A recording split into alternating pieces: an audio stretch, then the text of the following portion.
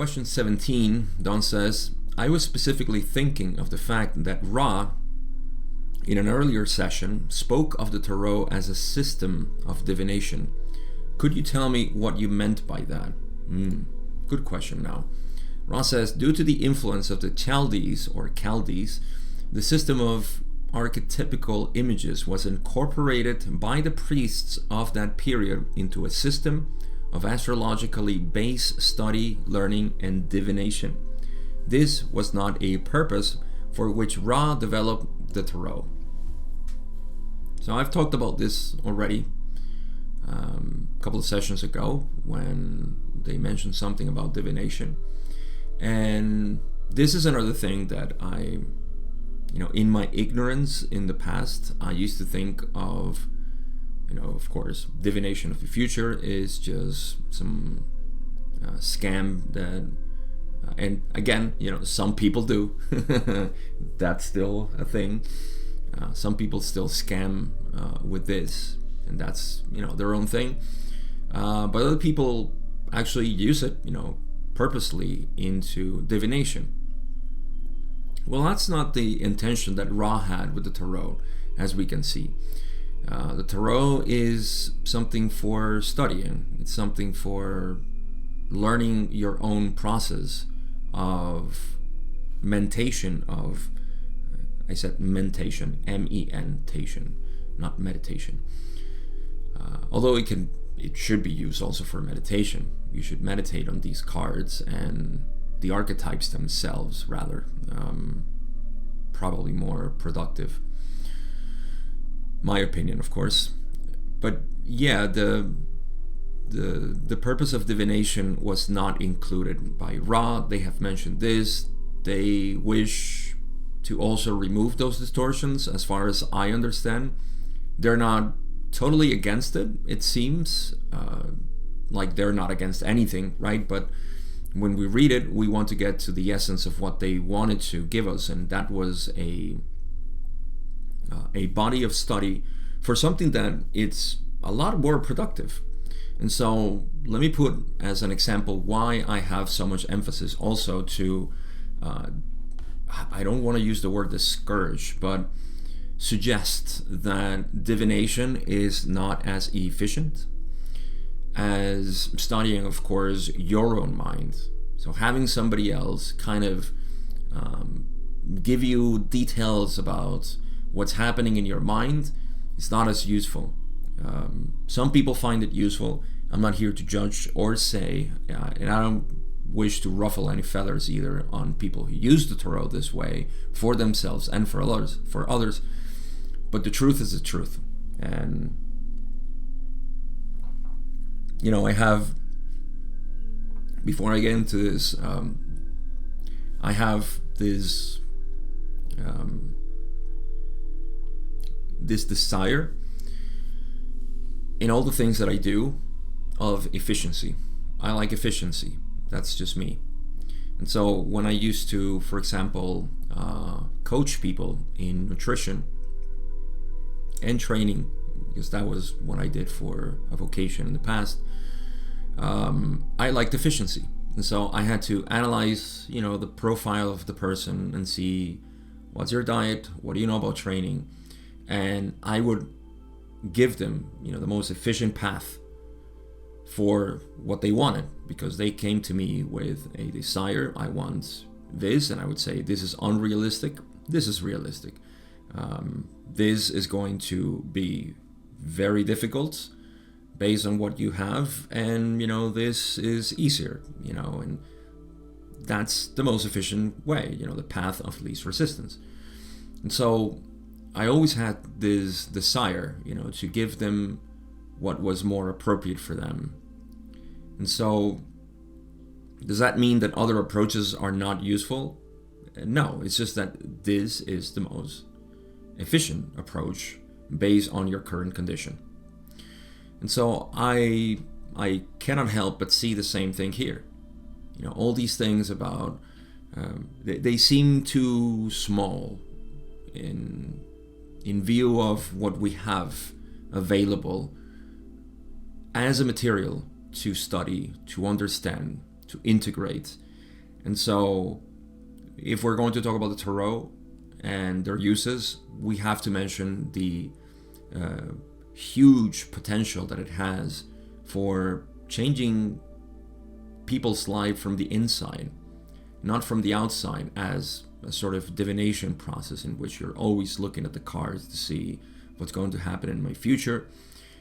Some people use this, and like I said, I know people that use it this way. I know people that have used it and they forgot about it and said no more. And so I'm just speaking in general. This is, again, like I said, I don't want to ruffle any feathers, but I acknowledge that some people who get stirred up by this, then that's their own catalyst. Speaking of catalyst, because it happens, we get offended, we get disturbed by some people or some truths being spoken about what we hold dear, and well, we either hold on to it and feel even more disturbed, or we loosen them up and see what is the next step, right? So again, just wanted to mention that I have nothing against it, just like I had nothing against specific approaches to diet and attempts and so on. I just knew that they weren't appropriate. They would be, they would probably discourage the trainee over time and training as well. They would probably discourage, and I would just have no part of it and say, if you want to do that, I can coach you on that. I don't have, I'll be lying to yourself. I'll be lying to you by saying that this is something that is going to reach there. And to give an example of something that it's now applicable to what I do, is that people that come to me and say, I respect your work, I love what you do, I love your view of reality, all these things, right? And then they say, I'm reaching out to you. A couple of people have reached out to me in this regard and say, I want to, I've been working very hard on manifesting my reality, and I'm fine, I'm good with that. So then they describe the method that they want to use, which is a manipulation of the law of attraction to attract those things that they want. And this is all coming, of course, from a sense of lack, which is, the ego wanting to complete itself. It feels frustrated and it wants to achieve these things because they have a connotation of spiritual attainment. And I've said, I have nothing to teach you there. There's nothing that you can do there. And I just kind of show it to them. This is not an impersonal desire, which is where we attract those things that are needed for the expansion of the already present harmony in yourself. That's the law of attraction. The law of attraction doesn't manipulate things. It could, I guess, on the negative path, but I'm not really knowledgeable about that. What I do know is that the law of attraction works. It doesn't work is the method of working of the universe, of expanding the already present harmony of the person. So even if you start with just the most basic thing that you consider harmonious in your life, and you focus on that is going to cause an expansion of that harmony. And so you will attract, it will seem like you're attracting. Imagine that instead of being in the dark, you see a little glimmer of light, right? And so that is the law of attraction, right? You can look at the periphery, the diameter of that light that it encompasses, and once you focus your attention there, it's going to expand, right? The light that illuminates your environment is going to expand. You see, we say that we are attracting things, but what we're doing is illuminating, right? Illuminating this, what's surrounding us, which has always been there.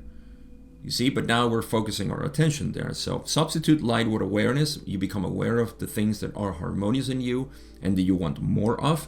and suddenly it just starts expanding. So there is no such thing as attracting. Attracting is a word that we use in the space-time continuum that we're used to, linear time and space changing. But it's a proper way. I'm not saying it's wrong. It's a way of describing it. And so, but there is no such thing as attraction. It's just that we see that once the darkness starts to dissipate because more light is present, then we see like, oh, I'm attracting more things. No, you're becoming aware of more things, you see? So you start from there. And that's something that I am very, very keen on working with people, but not on the side of when it's the separate self that wants it, that sense of lack that produces that desire for having things. And the question is, why do you want to have these things? That's the first question that needs to be asked. Why do you want it? What's going to happen when you have it? You see? Anyhow, I don't know why I deviated so much into this, but I like more efficient things. And so when we talk about evolution, and forget about law of attraction now, let's focus on the core of this. I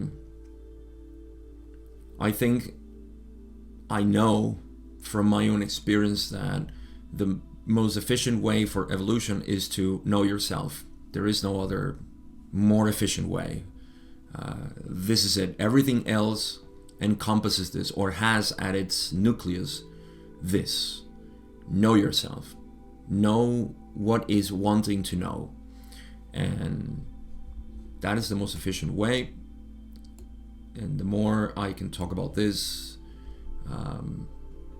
the better it'll be for anybody who is interested in this path.